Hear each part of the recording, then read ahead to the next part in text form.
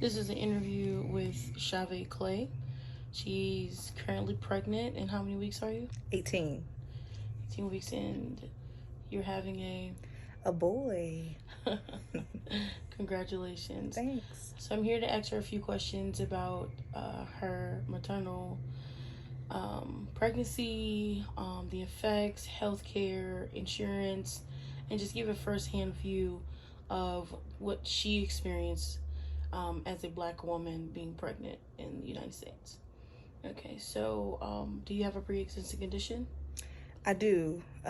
It's hidradenitis suppurativa, also known as HS, skin condition. Okay, and how long have you had it? Since I was 15. I am 30, so 15 years. All right. And what complications have you had with this pre-existing condition? Health wise, I've had to have several surgeries. I've seen dermatologists. Um, been around several emergency rooms trying to figure out what was going on before I even got diagnosed. So it's been a lot. Okay. And was there a lack of interprofessional collaboration as far as meaning was there a lack between different providers caring for you? Definitely. Partially because some people don't know what HS means. Unfortunately, I've gone to emergency rooms and I've said, "Hey, I have HS. I'm having a bad flare," and someone literally thought that I was talking about herpes. So, there's been definitely a lack of professionalism and a lack of knowledge when it comes to what I have, and sometimes it feels like even a lack of care. Okay. So, with that, has any provider ever said anything to you that discouraged you? Yeah, definitely. Because they didn't understand, they would discourage me coming to the emergency room by just saying, "Hey, this is something your PCP would handle." Um, Unfortunately, at that time, I definitely did not have insurance at first. So having a primary care doctor was kind of out of the question. So I didn't really have that type of access. So I only had the option of going to the emergency room. Okay. And was that expensive for you? Very much so. Lots of hospital bills, even hospital stays at times. Okay. And so with the care, was the care you were able to get care before you were pregnant or after you were pregnant?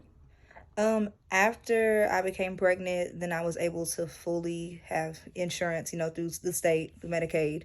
But beforehand, it was very difficult. I fought tooth and nail to try to get approved. I got denied. My condition is even on the National Disability List, and I still had trouble getting approved. Okay. And so with like different doctors, were there any any other care that was offered to you as far as like medication or anything to kind of like soothe your pain? Um, It would depend on the doctor. Unfortunately, the care that I've received across the board has never been consistent. A lot of times it has been a negative experience just because um, I personally did see the issue, with the skin color. I've seen a difference.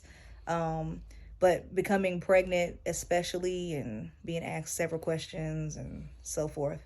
Did you seek any prior care, educational care, before getting pregnant? I did. I did. So actually, I did a lot of research for the simple fact that I did at home insemination with my partner. So that actually adds a whole other component into that. So you had to use alternative methods. Um, like, what's this alternative method? It's just an at home insemination. So, Black Sperm Donor USA is a page on Facebook. I went through that first. I've also read a lot of information regarding certain sperm banks, but I was able to meet the donor on that page. Okay. So do you think the healthcare system protects black maternal health or black women with maternal health? No, I have had really bad experiences with it.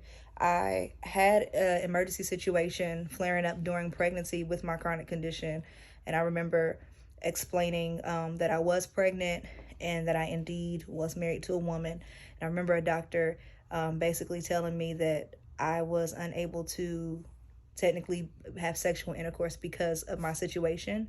But the initial thought when I was having the issues was to test me for STDs.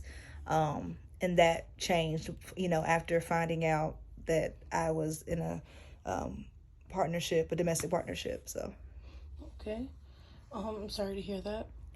Um, do you suffer from any mental health issues? I do have anxiety, but that's it. Okay. And were you receiving medication for anxiety? At this moment, yes. Okay, but before pregnancy? No.